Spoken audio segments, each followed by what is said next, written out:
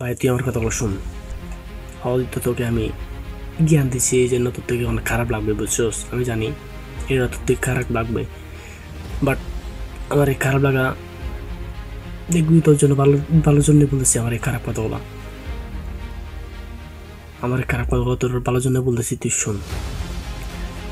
তুই যে বড় বড় স্বপ্ন দেখতেছিস, বড় হবে, এই করবো ওই করবি, অন্যকে দেখে ইন্সপায়ার হচ্ছস, অন্যকে অন্য সুখ দেখে তুই এরকম ভাবে বলতেছিস, তুই হতে পারবি, তুই হতে পারবি। আমি বলতেছি তুই হতে পারবি। তোর মতো, তোর ভিতরে ওই জ্ঞানটা আছে, তোর ভিতরে ওই প্রতিভাটা আছে, তুইও হতে পারবি, বাট ওয়ার্ক করতে হবে। 17-18 বছর বয়সে, 20 বছর বয়সে, 19 বছর বয়সে যদি তুই ওয়ার্ক না করে বাড়িতে বসে থাকোস, কোনো ইনকাম না করে যদি বাড়িতে বসে থাকোস, তাহলে তোর দ্বারা হবে না। হ্যাঁ আমি জানি, হয়তো তুই ওই মানুষগুলোর মধ্যে পড়বি না। কোন মানুষগুলা যেগুলা দেখবি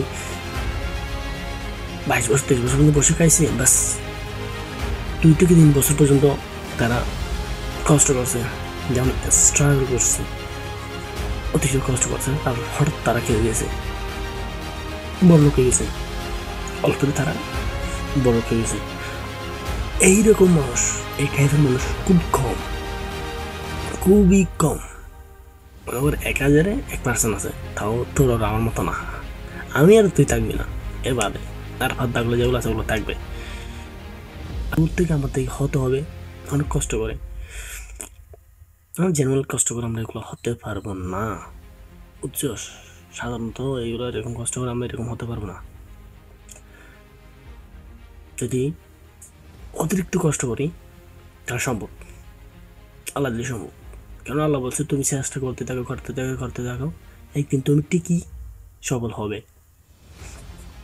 তুমিও আমিও হতে পারবো। আমার কথা বাদে দে, আমি না হলে তোদেরকে জ্ঞান দিতাম।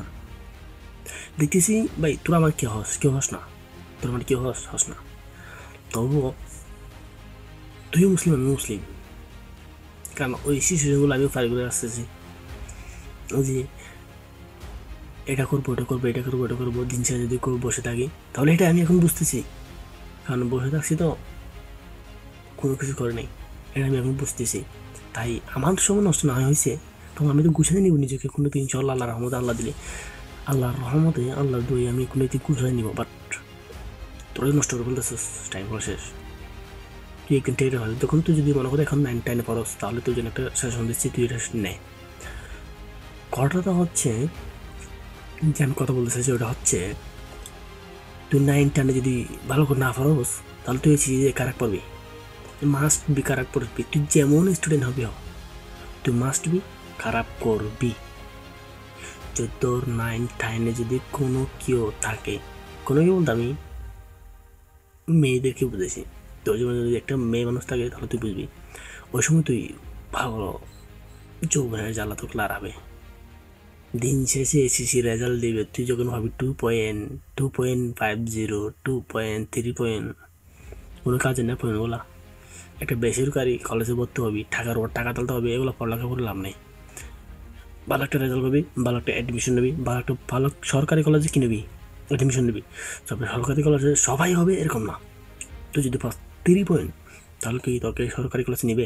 বাংলাদেশে A+ পাওয়া পাত্র ছেলেটাও কি সরকারি কলেজ কি করে, অ্যাডমিশন করে, তারাকে ভাই ওই এখন বাংলাদেশে এডুকেশন মানুষের কেন নেই, অভাব নেই।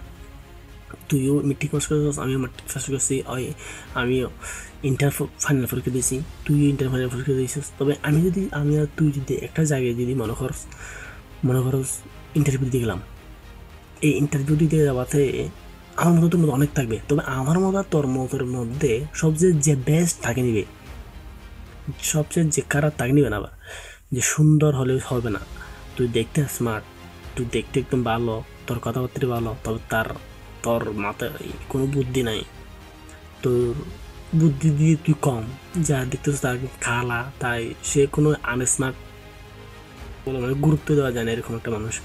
তুই দেখবি ওটাই খেয়ে গেছে, ও খেয়ে গেছে, ঠিক আছে তুই টিকবি না। ওর কাছে যে প্রতিভাটা আছে ওটা তোর কাছে থাকতে হবে, ওইটা তোর কাছে নেই।